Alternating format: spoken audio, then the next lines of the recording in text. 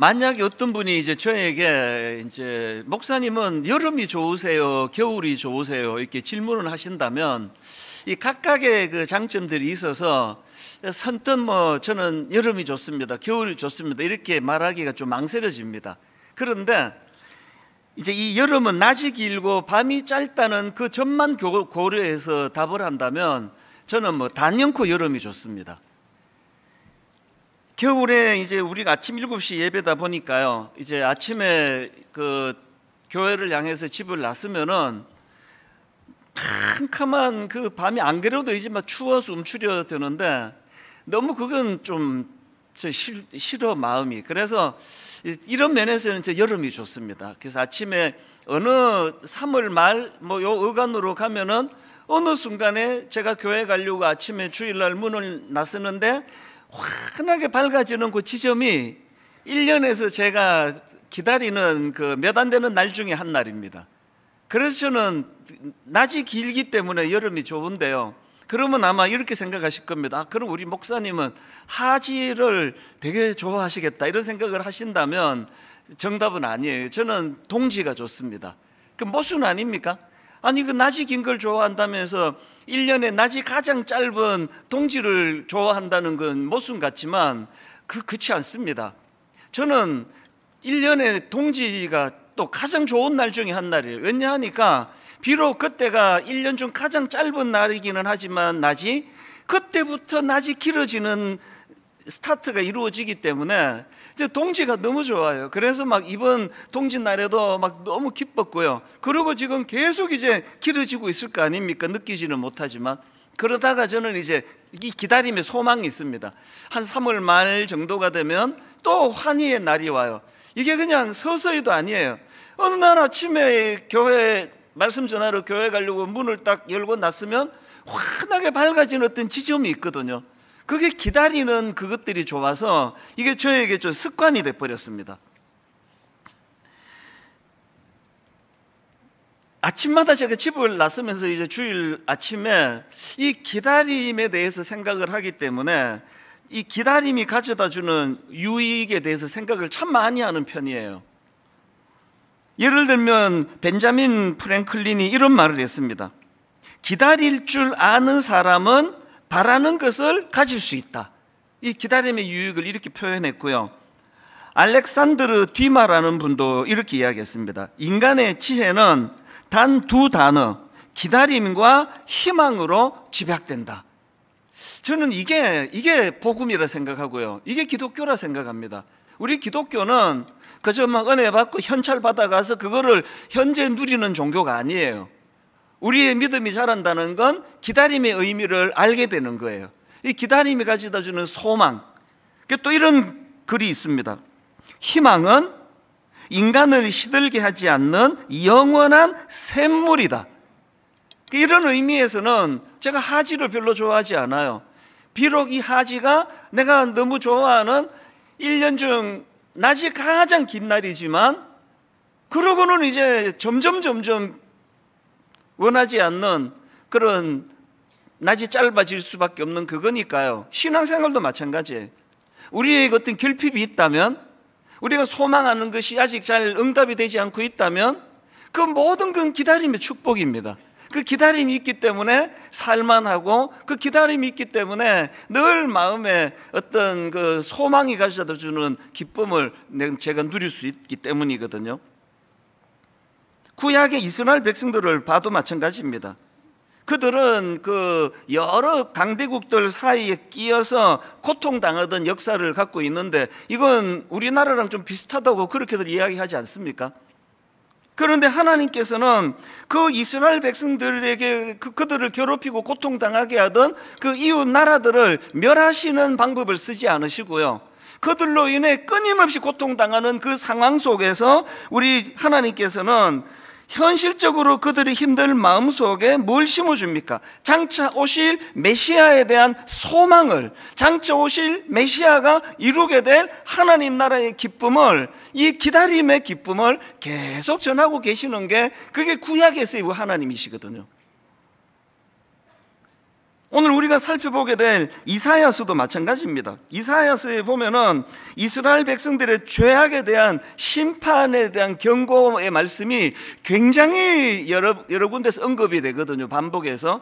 그런데 중요한 건 이 이사야서가 그 심판에 대한 경고만 있는 게 아니라 심판에 대한 경고의 메시지 그 무게만큼이나 그럼에도 불구하고 회개하고 돌이킬 때 이 미래에 대한 소망의 말씀이 계속 반복이 되고 있다는 사실이에요. 그래서 이 이사야서의 구조를 보면은 죄와 불순종에 대한 심판의 한 줄거리와 또 회복에 대한 희망의 메시지가 계속 교차가 되는 것을 볼 수 있는데, 이 희망의 메시지의 가장 정점에 메시아에 대한 소망이 있다는 거예요. 그래서 여러분도 잘 아시는 이사야 7장 14절 어떤 예언이 이루어지는가 보니까, 그러므로 주께서 친히 징조를 너희에게 주실 것이라. 보라, 처녀가 잉태하여 아들을 낳을 것이요 그의 이름을 임마누엘이라 하리라. 우리에게는 뭐 익숙해서 새로울 게 없는 그런 말씀이지만, 그 당시에 그 강대국들 틈에 껴가지고 고통하던 이스라엘 백성들에게 이런 놀라운 기다림에 대한 예언의 말씀이 선포될 때 이게 가슴 벅차게 받아들여졌다고 생각을 합니다. 오늘 본문도 똑같습니다. 이사야 9장 6절, 이는 한 아기가 우리에게 낳고 한 아들을 우리에게 주신 바 되었는데 그의 어깨에는 정사를 메었고 그의 이름은 기묘자라, 모사라, 전능하신 하나님이라, 영존하시는 아버지라, 평강의 왕이라 할 것임이라. 지금 아수르를 위시해 가지고 이 이스라엘을 위협하는 주변 국가들의 그 강팍한 움직임 속에서 두려워하고 있던 그들 입장에서 우리 하나님은 그렇기 때문에 이 메시아에 대한 소망, 이 기다림에 대한 소망을 하나님이 주고 계시다는 그 말씀이에요. 이런 점에서 우리 기독교는 기다림의 종교다, 이렇게 말씀드릴 수 있는데요, 저는 이번 성탄절을 앞두고 그 책 한 권을 구입했는데요, 맥스 루케이드 목사님이 쓴 베들레헴 그날 밤, 이런 아주 얇은 그 책입니다. 제가 이 책을 구입한 이유는 딱 하나고요, 뭐 책을 쭉 봤을 때 사실 뭐 좀 평이했어요. 그러나 책값이 하나도 안 아까웠던 건 이 책 부제 때문이에요. 부제. 이 책의 부제가 이렇습니다. 사랑이 태어나고 희망이 다가오다. 그래서 제가 그 손으로 이렇게 집기에 좋은 문고판 책이기 때문에요, 이번 12월 달에 이 책을 가까이 가지고 다니면서 야, 이 아기 예수님에 대하여 이것만큼 정말 액기스를 담아 표현한 게 이게 또 있을까? 여러분 한번 따라해 보시겠습니까? 사랑이 태어나고 희망이 다가오다. 이번 성탄절날 우리 모두가 다 이 사랑이 태어나고 희망이 다가오다. 그래서 구약의 이스라엘 백성들이 내내 오실 메시아를 기다렸던 것처럼 우리 이번 성탄절을 맞이해서 다시 오실 예수 그리스도 마라나타, 그분을 소망을 가지고, 그래서 오실 메시아 예수 그리스도를 기다리는 것이 얼마나 우리 삶에 어떤 상황 속에서도 흔들리지 않는 중심을 가져다 주는가, 이거를 맛보게 되시기를 바랍니다. 사실 이제 제가 좀 이제 나이가 들어가는 것 같아요. 이번 12월 달에는 저의 어린 시절 크리스마스 생각이 그렇게 많이 나는 겁니다. 정말 한번 옛날로 딱 한 번만 돌아가 봤으면 좋겠다 할 정도로. 왜냐하니까 그때는요, 너무 가난했고 먹을 것도 없고 또 뭐 문화가 어디 있습니까? 먹고 살기도 어려운데. 그러니까 그 당시로 그 대한민국을 문화적으로 영향을 미치는 거의 유일한 곳이 교회였거든요. 그러니까 뭐 거의 2학기가 되면은 크리스마스를 기다리기 시작했던 기억이 있습니다. 그리고 꼭 이제 크리스마스 이브에 12월 24일 날 교회마다 이제 문화 잔치가 벌어지잖아요. 공연할 때 연극이 꼭 동원하는데, 저는 놀랍게도 초등학교 1학년부터 6학년 때까지 연극에 제가 한 번도 탈락돼 본 적이 없습니다. 모든 연극에 제가 다 발탁이 됐는데 주인공은 해본 적이 없어요. 그래서 연극이라는 게 뭐 대사가 좀 간단했습니다. 제가 맡은 배역이 이제 그 술 취한 행윈 2, 뭐 이제 이런 걸 맡아가지고 이제 그냥 뭐 대사도 없습니다. 그냥 비틀비틀 걸어다가 무대 중앙에서 취한다 그러고 넘어지는 게 다예요. 근데 이거 하나를 하려고요, 거의 한 10월 말부터 매일 교회 와서 연습을 하는데요, 배역이 짧은 거에 대해서 저는 섭섭해 본 적이 없습니다. 그 자체가 좋은 거예요. 같이 모여서 깔깔거리고 친구들하고 크리스마스 얘기 나누고, 그리고 이제 그렇게 연습을 마치면 이렇게 정말 엑스트라 같은 배역을 맡은 전데도 불구하고 선생님이 공평하게 눈깔 사탕 3알씩을 친구들에게 다 또 저에게 이렇게 선물로 주는, 이게 너무 기다려져서 2학기 내내 크리스마스를 기다렸고요. 그리고 이제 24일 날 크리스마스 이브는 잊혀지지가 않아요. 친구들하고 그 중등부 한 40-50명 모이던 거기에 둥글게 앉아가지고 밤새도록 게임하고 또 여학생들하고 선물 교환하고 그렇게 놀고 있으면은 이제 여전도에 그 어머니가 또 오세요. 그래서 얘들아 국밥 먹어야 된다, 국밥 먹으러 와라. 새벽 3시에 그 뜨거운 국밥 먹고, 그리고 이제 새벽송 돌면은요, 뭐 세상을 다 얻은 것 같았습니다. 왜? 과자를 얻는 날이니까. 이렇게 큰 보자기를 들고 다니면 이제 새벽송, 참 그때를 생각하면 보통 그 국민들이 굉장히 여유가 있었습니다. 새벽에 4시에 막 이 노래를 불러서 잠을 깨우고 하는데, 제가 새벽송 뭐 거의 한 10년 이상 했을 거 아닙니까? 저는요, 새벽송 한다고 시끄럽다고 나와가지고 항의하는 사람을 단 한 번도 만나본 적이 없습니다. 그거를 종교가 달라도 다 그거를 인정하고 즐거워하는 걸 보면 그때는 참 사람들이 마음에 여유가 있었던 것 같아요. 그 별똥별이 쏟아져 내리는 그 새벽을 잊을 수가 없고요. 그리고 이제 이 새벽 성도 또 기다림입니다. 이제 집에 가서 이제 찬양을 불러드리면 꼭 이제 그 성도님이 나오셔서 과자를 주세요. 그러면 이제 이 큰 보자기에 이제 과자를 다 담는데, 지금 생각하니까 대부분이 불량품이었습니다. 그 리어카표 이런 거. 그리고 이제 새벽송을 다 마치면 7시에 모여가지고 이거 과자 나누는데 거의 뭐 불꽃이 튑니다. 내 몫을 적게 줄까봐 막 불을 켜고 지켜보고, 그렇게 이제 과자 받아가지고 이게 모든 과자를 다 뒤섞어가지고 나누니까 요즘 애들 이거 먹으라 그러면은 갖다 버리세요 그럴 거예요. 그 과자를 집에 갖다 놓고 아껴 먹어서 한 일주일 이상을 그렇게 먹었던 그 추억이 너무, 이번에 제가 12월 달에 되면서 그 추억이 마음에 그리운 거예요. 그러다가 제가 이걸 자꾸 생각하다 보니까 제 어린 시절에 크리스마스의 오류, 문제점을 하나 발견했습니다. 그렇게 성탄절을 기다렸지만 놀라운 건 예수님을 기다리지 않았다는 거예요. 저의 어린 시절의 성탄절에 예수님은 안 계셨어요. 뭐 별 중요하지 않았습니다. 그 친구들은 게임하고 놀고 국밥 먹고 새벽송 돌아 과자 얻고 이게 좋은 거지, 뭐 주인공이 뭐 누군지 뭐 관심도 없었거든요. 그래서 어떤 면에서는 많은 분들이 요즘에 야 크리스마스 기분이 안 난다, 아니 캐롤이 이렇게 하나도 안 들리나 그러지만, 어떤 면에서는 이게 좀 바람직해 간다는 생각도 들어요. 백화점마다 그렇게 화려하게 펼쳐대는 크리스마스가 아니라, 그래서 이번 성탄절은요, 진짜 기다려야 하는 걸 기다리는 것을 아는, 그러니까 우리가 사모해야 되는 걸 제대로 사모하는 그런 크리스마스가 되면 좋겠다, 그런 생각을 계속 해왔는데, 그런 면에서 제가 오늘은 그 본문을 중심으로 해서 우리가 성탄절에 진짜 사모해야 되는 2가지를 제가 정리를 해봤습니다. 성탄절에 사모해야 될 2가지 중에 첫 번째가 뭐냐, 주님의 다스림이에요. 주님의 다스림을 사모해야 되는 게 그게 성탄절이다. 자, 오늘 본문 9장 6절 다시 보십시오. 이는 한 아기가 우리에게 낳고 한 아들을 우리에게 주신 바 되었는데 그의 어깨에는 정사를 메었고, 여기 나오는 그 어깨에 정사를 메었다고 되어 있는데, 여기 말하는 정사는 뭐 정치적인 일, 또 다스리는 일, 뭐 치리하는 일, 이걸 이제 정사를 메었다라고 표현하니까요. 그러니까 여기서 말하는 정사는 왕권을 말하는, 왕권. 지금 여기서 오실 메시아에 대하여 예언을 하면서 가장 먼저 가장 강력하게 예언하는 게 뭐냐, 그분이 오시는데 왕으로 오신다는 거예요. 그래서 여러분, 성탄절이 되면은 늘 이걸 점검하셔야 됩니다. 이 땅에 오신 예수 그리스도가 내 인생의 왕이신가?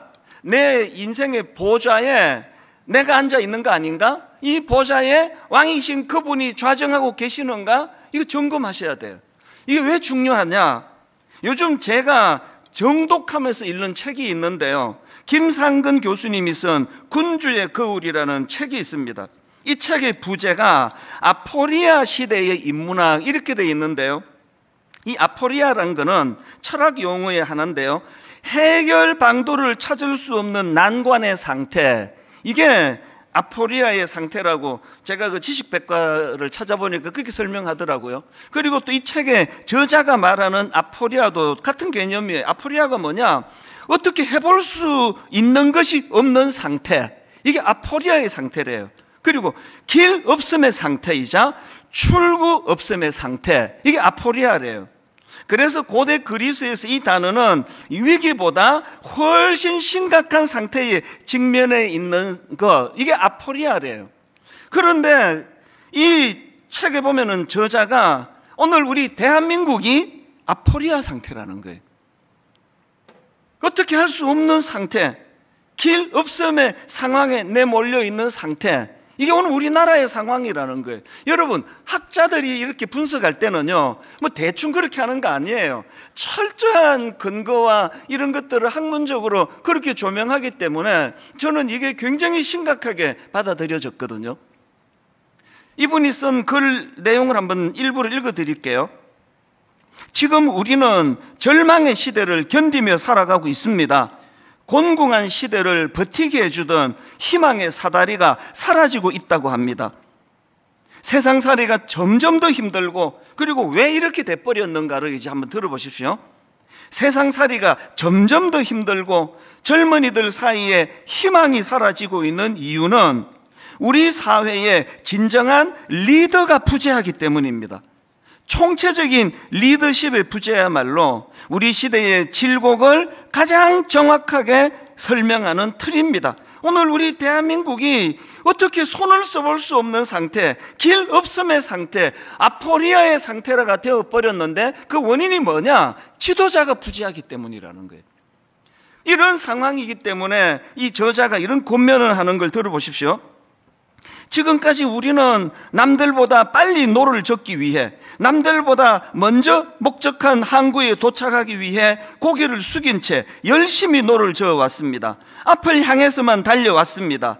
그러나 인문학은 우리들에게 숙였던 고개를 들고 젓고 있는 노를 내려놓고 밤하늘의 별을 보라고 요구합니다. 북극성은 어디에 있는지, 내 인생의 좌표는 어느 곳인지, 인생의 방향을 어떻게 정해야 할지 자신을 성찰하라는 것입니다.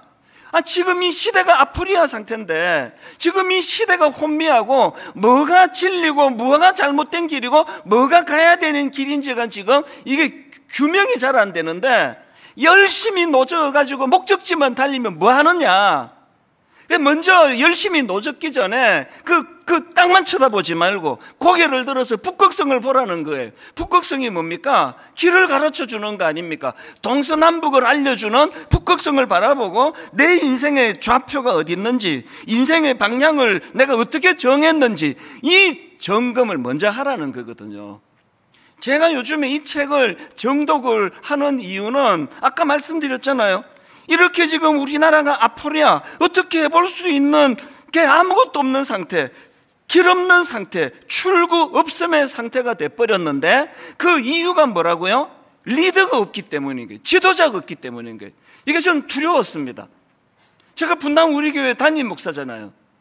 제가 혼미해지면은 이게 자리는 차지하고 있는데 리더십을 발휘하지 못하는 그런 목사가 돼버리면은 수많은 성도님들을 아포리아의 상태로 몰고 갈 수 있다는 그 두려움이 이 책을 제가 정독하고, 최근에 우리 분립 개척에 나간 29교회 목사님들을 만나가지고 제가 이야기를 해줬어요. 이 책도 제가 소개하고 정독하면 우리 같이 읽자. 그래서 29교회가 모두가 다 지금 하나님 은혜를 누리고 달려가기를 원한다면 우리 지도자가 각성해야 된다.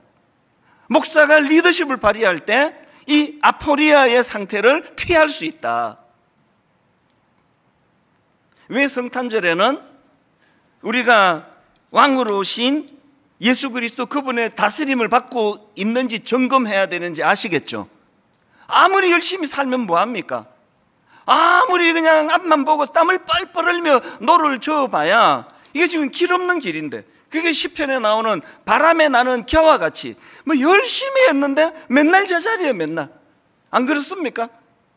이제 열심히 하기 전에 정말 왕으로 오신, 어깨에 정사를 메고 오신 예수 그리스도가 내 마음의 보좌에 그분이 좌정하고 계시는가? 그분은 내 인생의 왕이신가? 나는 그분의 영향력 아래에 있는가? 그분은 내 인생의 북극성이 되시는가? 그래서 내가 잠시 혼란하더라도 금방금방 내 인생은 혼란하지 않아, 이렇게 말할 수 있는 삶을 살고 있는가? 이걸 점검하셔야 된다는 거죠.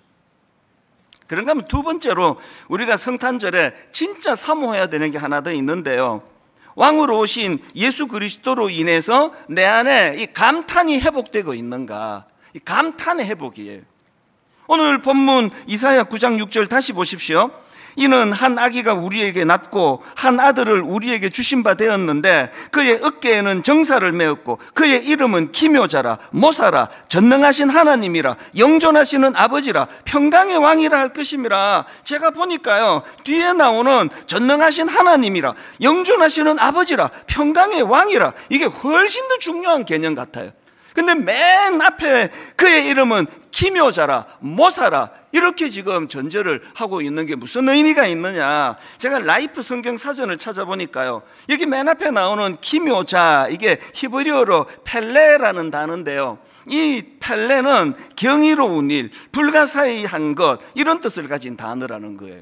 그래서 영어 성경으로 보면은 원더풀 이렇게 번역하고 있는 걸 볼 수 있는데요, 여러분 다 아시지만 이 원더풀이라는 건 미국 사람들이 사용하는 대표적인 감탄사 아닙니까?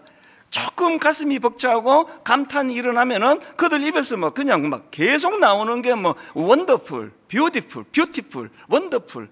이게 지금 우리 주님의 속성을 묘사하는 기묘자라는 뜻이에요. 그리고요, 이 우리말 성경으로는 기묘자 그리고 콤마하고 모사라 했는데 이게 썩 잘된 번역이 아니에요. 이 기묘자와 모사 사이에 콤마가 있으면 안 돼요. 왜? 이게 한 개념이니까요. 그래서 영어 성경으로 보면 기묘자라, 콤마, 모사라, 이 부분을 영어 성경으로 보면 그냥 원더풀 카운셀러 이렇게 돼 있습니다. 여러분, 오늘 우리 시대가 길 없는 상태, 혼미한 상태, 아포리아의 상태라면 어떻게 해야 됩니까? 원더풀 카운셀러 되시는 그분의 인도를 받아야 되는 거 아닙니까? 그분의 지도를 받지 않고는 목회도 못합니다. 그분의 지도를 받지 않고는 우리 자녀 교육 어려워요. 어떻게 가르쳐야 될지 아무도 모르는 거거든요. 그래서 오실 메시아에 대하여 가장 먼저 묘사하는 것이 원더풀 카운셀러, 놀라운 상담자. 요즘에 제가 꺼내놓고 다시 이렇게 이제 가볍게 읽는 책이 또 있는데요, 그 책은 도끼다, 이런 제목의 책입니다. 이 책의 저자는 카피라이트예요. 유명한 광고 문구를 많이 만든 분입니다. 아마 이거 들어보셨을 텐데요, 나이는 숫자에 불과하다, 이 카피를 이분이 만들었어요. 그리고 생각이 에너지다, 그리고 또 혁신을 혁신하다, 이런 히트 문구를 만든 전문가인데요, 이분이 쓴 책을 보니까 이 감탄과 관련된 내용이 꽤 많은 겁니다. 그 중에서 제 마음에 남는 문장 하나를 제가 발견했는데 굉장히 제가 이걸 메모해 놓고 묵상을 해요. 이런 내용입니다. 기억하는 가장 좋은 방법은 감동받는 것이라. 기억하는 가장 좋은 방법은 감동받는 것이라. 이게 왜 중요한지 쭉 한번 읽어드릴게요.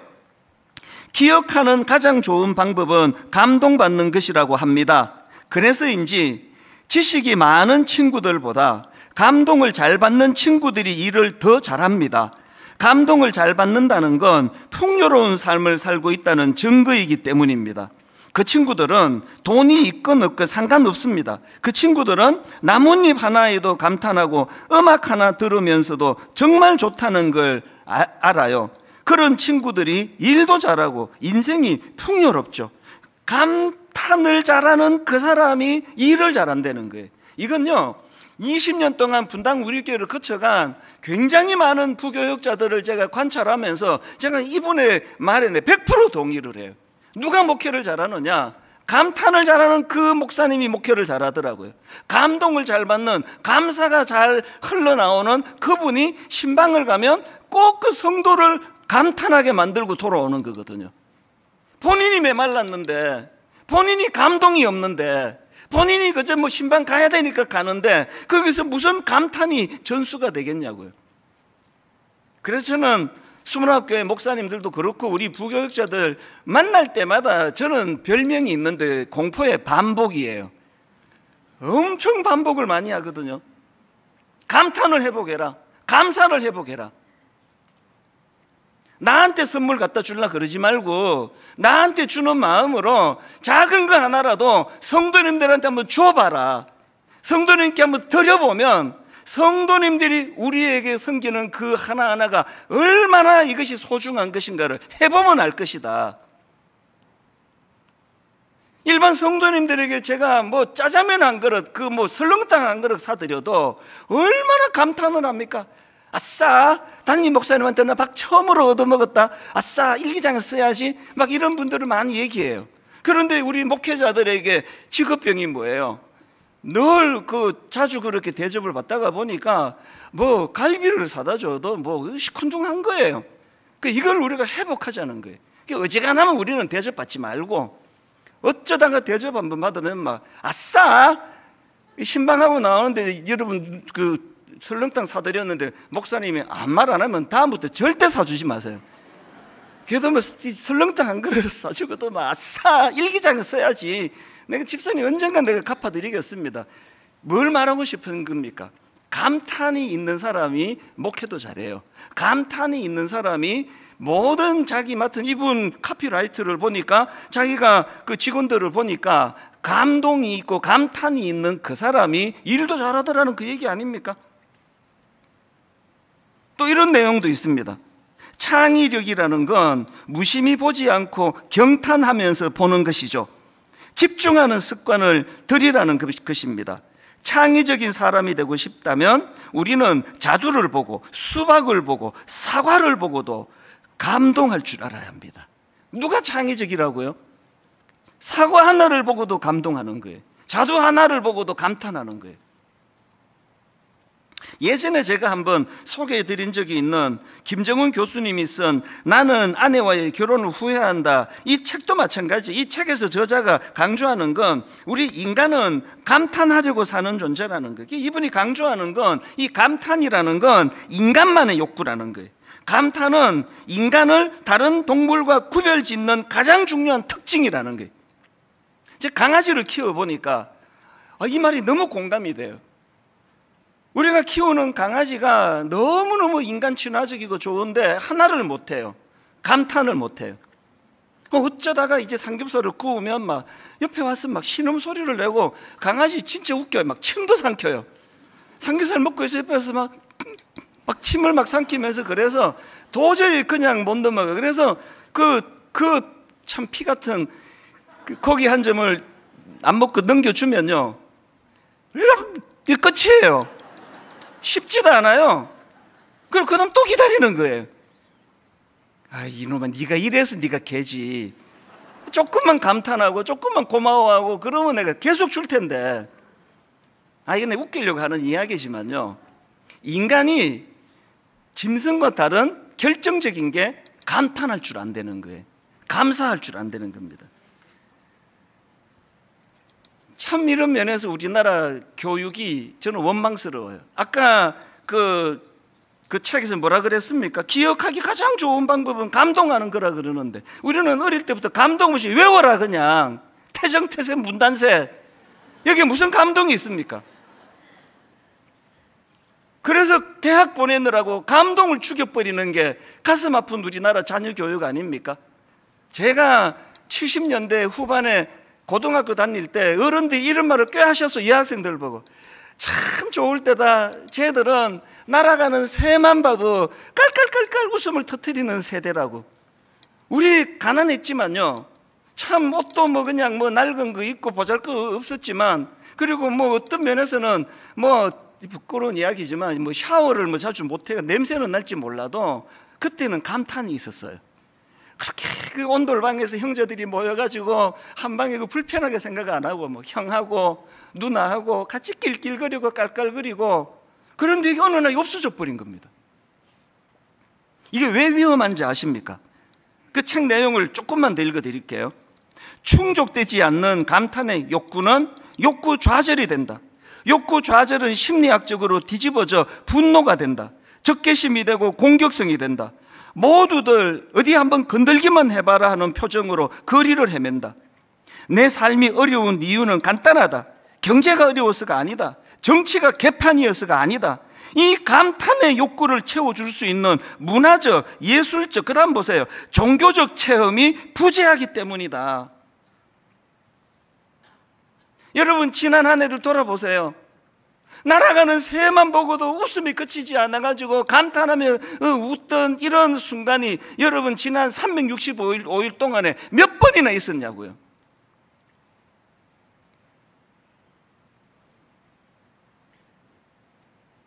그 책이 이런 결론을 내립니다. 내가 지금 행복한 삶을 살고 있는가의 기준은 아주 간단하다. 도대체 하루에 몇 번 감탄하는가이다. 사회적 지위나 부의 여부와 상관없다. 내가 아무리 높은 지위에 있다 할지라도 하루 종일 어떠한 감탄도 나오지 않는다면 그건 내 인생이 아니다. 오늘 여러분, 우리 대한민국이 울분 공화국이라는 말을 하잖아요. 이유를 찾으셨죠? 그리고 대안도 찾으셨죠? 어떻게 하면 이 울분 공화국 점점 분노의 악순환이 쌓여가는 이것으로 벗어날 수 있느냐? 여러분, 기묘자 되시는 예수 그리스도가 내 안에 좌정하시는 거예요. 기묘자 되시는 원더풀 카운셀러 되시는 그분이 나를 다스리실 때 내 안에 울분이 있는 그 자리가 감탄으로 바뀌어지게 될 줄로 믿습니다. 일상에 지쳐 있다 보니까요, 어떤 분이 이제 이 책에 대해 서평을 썼는데 여자분 같아요. 이런 글을 썼더라고요. 언제부턴가 나는 아무리 멋진 경치를 보아도, 아무리 맛있는 음식을 먹어도, 아무리 좋은 선물을 받아도 마음에서 우러나는 감동을 느끼지 못했다. 나중에는 내 삶 전체가 그저 의무감으로 분위기를 맞추기 위해 감동하는 척하며 살았던 것이다. 가슴 깊은 곳에서 우러나오는 감동이 없는 삶, 그것은 수동적인 삶이었다. 저는 이런 일련의 내용을 보면서 사도행전 2장 인물 하나에 기뻐하는 모습이 머릿속에 계속 맴도는 거예요. 여러분 아시죠? 사도행전 3장 6절, 베드로가 이르되 은과 금은 내게 없거니와 내게 있는 이것을 너에게 주노니 나사렛 예수 그리스도의 이름으로 일어나 걸으라 하고 오른손을 잡아 일으키니 발과 발목이고 힘을 얻고, 그 다음 8절, 뛰어서서 걸으며 그들과 함께 성전으로 들어가면서 걷기도 하고 뛰기도 하고 하나님을 찬송하니. 이 거지가 성전 문 앞에서 구걸하며 살아가는 이 거지가 평생에 경험하지 못한 감탄을 경험했습니다. 왜 경험했습니까? 왜 경험하게 됐습니까? 기묘자 되시는 예수 그리스도의 이름의 능력을 경험했거든요. 그랬더니 이 거지가 영향을 미치기 시작하네요. 그 다음 9절 10절을 보십시오. 모든 백성이 그 걷는 것과 하나님을 찬송함을 보고 그가 본래 성전 미문에 앉아 구걸하던 사람인 줄 알고 그에게 일어난 일로 인하여 심히 놀랍게 여기며 놀라니라. 평생을 감탄 없이 살아가던 이 거지에게 기묘자 되신 예수 그리스도의 이름의 능력이 나타나니까 주변 사람에게 영향을 미치는 거예요. 주변 사람들이 이 거지를 보고 영향을 받아가지고 다 감탄하는 거예요. 여러분, 어떤 영향력 있는 자리에 계십니까? 영향력 있는 자리가 그 사람을 영향력 있게 만들지 않아요. 여러분 내면의 기묘자 예수가 여러분 인생의 주인이 되실 때, 여러분 인생의 감탄이 회복이 될 때, 기뻐 춤을 추는 감격이 내 안에 일어날 때, 그때 비로소 영향력 있는 인생이 될 줄로 믿습니다. 이런 감탄의 삶을 산 인물이 구약의 다윗 아닙니까? 시편 139편 17절 하나님이여 주의 생각이 내게 어찌 그리 보배로우신지요 그 수가 어찌 그리 많은지요 내가 세려고 할지라도 그 수가 모래보다 많도소이다 내가 깰 때에도 여전히 주와 함께 있나이다. 여호와 하나님에 대한 감탄이 다윗에게 있었거든요. 여호와 하나님에 대한 감탄이 있으니까 그런 사람이 자기 인생을 어떻게 바라보고 있느냐. 14절을 보세요. 14절 다윗이 이렇게 말합니다. 내가 주께 감사하오면 나를 지으심이 심히 기묘하심이라. 주께서 하시는 이 일이 기이함을 내 영혼이 잘 아나이다. 여러분, 여기 나오는 나를 지으심이 심히 기묘하심이라 이 말씀을 직역하면 나는 기막히게 감탄스럽다. 영어로 제 발음이 안 좋아서 화면으로 좀 자막으로 띄워달라 그랬는데요, 영어로 이렇습니다. I am awesomely wonderful. 다윗은 지금 자기 인생을 기막히게 아름다운 인생이라고 묘사합니다. 왕이 된 다음에는 겉으로 보기에도 기막히게 아름다웠겠지만 다윗은 목동 아닙니까? 목동. 평생 그렇게 그 권력자에게 쫓겨 도망다니던 인생 아닙니까? 그런 자기 인생에 대하여 나는 울분이 많아, 나는 상처가 많아, 니들도 나만큼 상처를 겪어보면 나한테 다른 말 하지 못해, 나는 세상은 나 울분으로 가득 차 있어. 다윗은 그렇게 말하지 않았습니다. 다윗은 나를 지으심이 심히 기묘하심이라. I am awesomely wonderful. 나는 기막히게 아름다운 인생이야. 내 인생이. 이 감탄을 회복하는 사람. 시편 8편도 마찬가지 아닙니까? 1절에서 다윗이 하나님을 감탄해 경탄합니다. 여호와 우리 주여, 주의 이름이 온 땅에 어찌 그리 아름다운지요 주의 영광이 하늘을 덮었나이다. 이렇게 하나님을 감탄하니까 바로 그 다음 3절에 이런 영향을 그가 받습니다. 주의 손가락으로 만드신 주의 하늘과 주께서 베풀어 두신 달과 별들을 내가 보오니 사람이 무엇이간데 주께서 그를 생각하시며 인자가 무엇이기에 주께서 그를 돌보시나이까. 이게 아까 말씀을 하자면 I'm awesomely wonderful이에요. 비록 양 지키느라고 밤을 새워야 되는 3D 업종에 일을 하고 있지만 그 쏟아지는 별빛과 우주를 보면서 하나님을 감탄하니까 내 인생이 감탄이 나오는 인생이다. 그래서 그 G.K. 체스터턴이 했던 말입니다. 이 세상에서 부족한 것은 기적이 아니다. 부족한 것은 감탄이다. 오늘 저 개인적으로 오래 기다린 날이에요. 가평 우리 마을을 공개하는 날이에요. 오래 기다렸고 하나님이 또 이거를 계속 허가와 이런 걸 딜레이 시켜가지고 수년을 기다렸는데 이제 오늘이 오픈하는 날이에요. 너무 마음이 흥분이 돼요.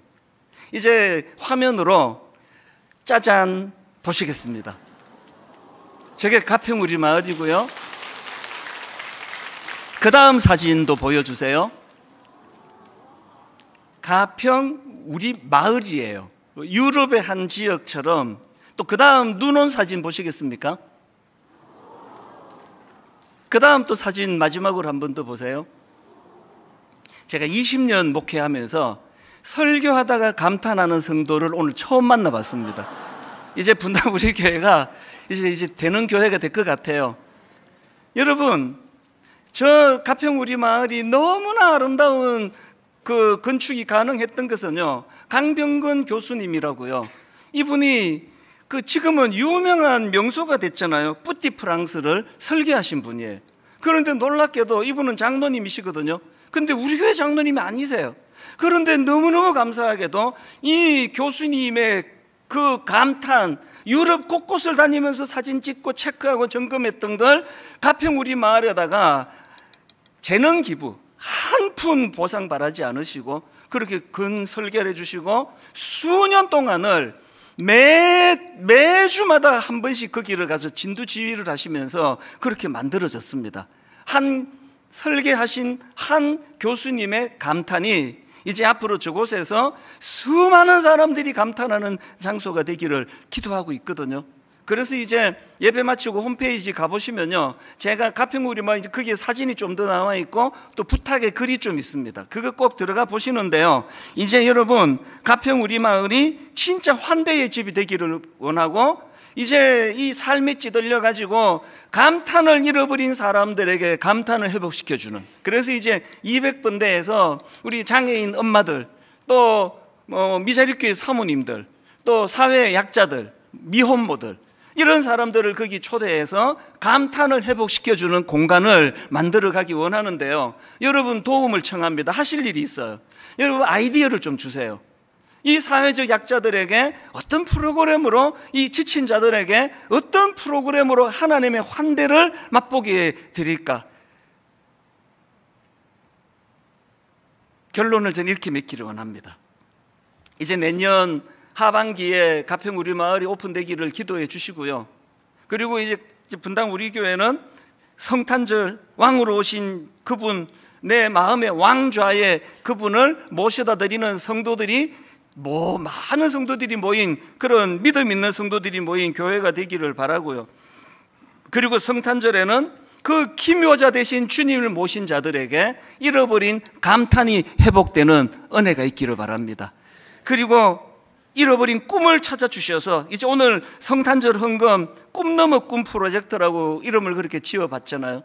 이제 올 3월까지 11교회, 이제 이 교회들에게 우리가 한 4억 원씩 44억의 예산을 가지고 후원해 드리고, 이제 내년부터 이제 권별로 대한민국 전체를 다 어우르기를 원해요. 충청도권, 전라도권, 경상도권, 강원도권, 제주도권, 그 지역마다 그 지역의 교회들하고 연대를 해서 이제 정말 감탄을 잃어버린 목사님들, 감탄을 잃어버린 교회들에게 주님 이름으로 섬기는 일을 할 텐데, 오늘 우리가 드릴 헌금이 그 일의 시드머니가 될 줄 믿습니다. 저는 기도해요. 하나님, 오늘 우리 이 헌금이 오병이어의 기적의 도구로 쓰였던 어린아이의 도시락이 되게 하여 주시옵소서. 결론을 이렇게 맺기 원합니다. 성탄절은 그리워할 걸 그리워하고 품어야 될 걸 품고 그 예수 그리스도가 왕으로 오심을 기억하는 그런 은혜로운 날이 되기를 주님 이름으로 축원합니다. 기도하시겠습니다. 하나님 아버지, 이렇게 복된 날 허락해 주신 은혜 감사합니다. 아포리아 상태라고 길이 막혀버렸고 지도자가 없는 이 상황에 희망이 보이지 않는다고 전문가 학자들이 탄식하는 시대를 살고 있는데, 오늘 주님 왕으로 오시옵소서. 오늘 주님 우리 삶의 왕좌에 좌정하여 주시옵소서. 그래서 기묘자 되신 그 하나님으로, 그 주님으로 말미암아 잃어버린 감탄을 회복하는 성도님들, 감탄을 회복하는 교회 되게 하여 주시옵소서. 29교회와 더불어서 같이 꿈을 꾸며 아버지의 아름다운 일들을 펼쳐나가도록 인도하여 주시고, 하나님께 드리는 이 헌금이 그 작은 아이의 도시락이 되어서 5,000명을 먹이고도 남는 주님의 기적의 감탄의 도구가 되도록 인도하여 주시옵소서. 인도해 주실 주님께 감사드리옵고 예수님 이름으로 기도드립니다. 아멘.